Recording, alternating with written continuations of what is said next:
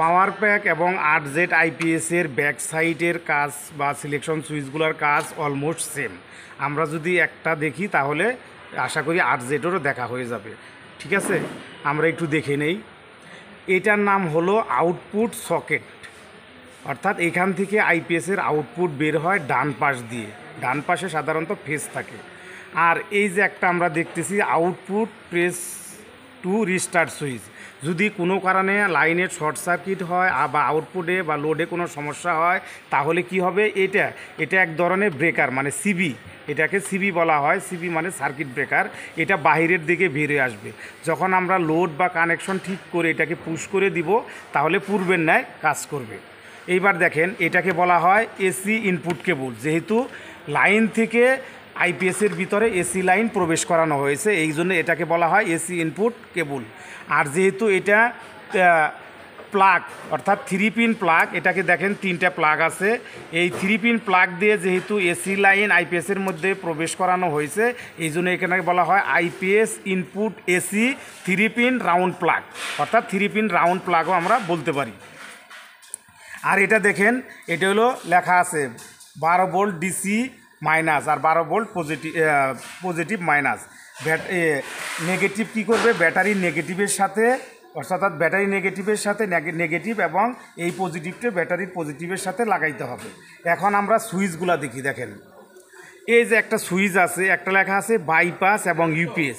সবসময় এই সুইচটা কি করবে, ইউপিএস মোডেই থাকবে, অর্থাৎ কারেন্ট চলে গেলে ব্যাকআপ দেবে।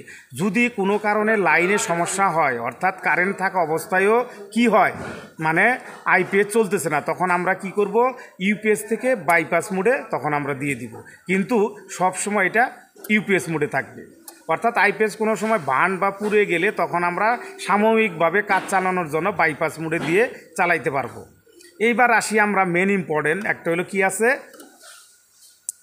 হাই এবং এসটিডি। এখানে লেখা আছে চার্জিং কারেন্ট, অর্থাৎ এই সুইচ আমরা নিচে এবং উপরে দিয়ে চার্জিং অ্যাম্পিয়ারটাকে আমরা পরিবর্তন করতে পারি। সাধারণত যদি প্রায় 150 অ্যাম্পিয়ারের ব্যাটারি থাকে, সাধারণত আমরা স্ট্যান্ডার্ড মোডে দিয়ে রাখি। 150 অ্যাম্পিয়ারের উপরে হলে আমরা কি করি, হাই মোডে দিয়ে দিব। এখানে জাস্ট একটু কলম বা পেন বা স্ক্রুড্রাইভার বা টেস্টার দিয়ে সুইচটাকে সহজে চেঞ্জ করা যায়। অর্থাৎ এই অপশনটা হলো চার্জিং অ্যাম্পিয়ার পরিবর্তন করার জন্য সুইচ। আর এখানে দেখেন একটা আছে ইউপিএস এবং আইএনবি। যদি কেউ কম্পিউটার চালাইতে চায় তাহলে এই সুইচটাকে উপরের দিকে দিয়ে দিবে। হ্যাঁ, এখানে একটা শর্ত আছে, যদি ইউপিএস মোডে দিতে হয় লাইনে ভোল্টেজ 185 উপরে থাকতে হবে, আর সেটা 185 থেকে 250 বা 60 এর মধ্যে কাজ করবে। আর যদি ইউপিএস কেউ যদি ফ্যান লাইট সাধারণত চালাইতে চায় তাহলে আইএনবি মোডে দিবে। আইএনবি মানে আইপিএস, অর্থাৎ সেটা 120 থেকে 280-90 রেঞ্জ পর্যন্ত কাজ করবে। কাজ করা মানে ব্যাটারিটাকে চার্জ করতে পারবে। ইউপিএস মোডে চার্জ করবে 185 থেকে 260 বা 50 পর্যন্ত, আর আইএনপি মোডে ব্যাটারিটাকে চার্জ করবে 120 থেকে 280 বা 90 পর্যন্ত। এই দেখেন, এটা হলো ইনপুট ভোল্টেজ সিলেকশন অথবা কম্পিউটার বা লাইট ফ্যানের সিলেকশন সুইচ। তারপরে আছে দেখেন টিউবলার একটা টিইউবি মানে টিউবলার ব্যাটারি, আর এলসি মানে লোকাল বা ফ্ল্যাট প্লেট, এফপি মানে ফ্ল্যাট প্লেট ব্যাটারি। এটা হলো চার্জিং ভোল্টেজ। এই সুইচ সিলেকশনের উপর ভিত্তি করে চার্জিং আমরা যেটাকে বলি এইচবিডি অথবা চার্জিং হাই কাটও পরিবর্তন হয়।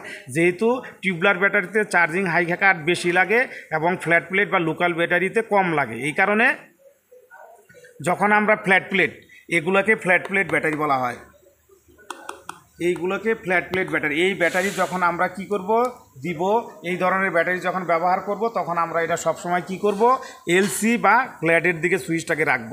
যখন আমরা টিউবলার বা উঁচা ব্যাটারি ব্যবহার করব তখন আমরা সুইচটাকে উপরের দিকে দিব। আশা করি আপনারা বুঝতে পারছেন। আর একটা দেখেন ফ্যান, কুলিং ফ্যান। এই ফ্যানটা কি হয়েছে, ভিতরে যে যখন কারেন্ট চলে যাবে বা চার্জ হবে ভিতরে একটা হিট জেনারেট হবে, হিটটাকে বাইরে বের করার জন্য এখানে একটা কুলিং ফ্যান ব্যবহার করা হয়েছে। এটাকে কুলিং ফ্যান বলে, অর্থাৎ ভিতরের গরম হাওয়াকে বাইরে দেওয়ার জন্য এটাকে ব্যবহার করা হয়েছে। ধন্যবাদ।